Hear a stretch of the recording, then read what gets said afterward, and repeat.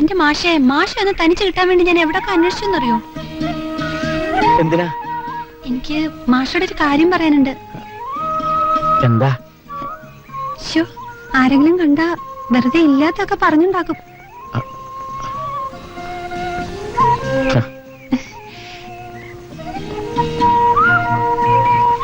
മാഷിന് ബുദ്ധിമുട്ടാവോ? ഇല്ല. ചിലപ്പം ബുദ്ധിമുട്ടായാലോ? പിന്നെ നീ ഒന്നും പറയരുത്. ഇല്ല. അയ്യേ മാഷെ, ആരുമില്ല മാഷെ.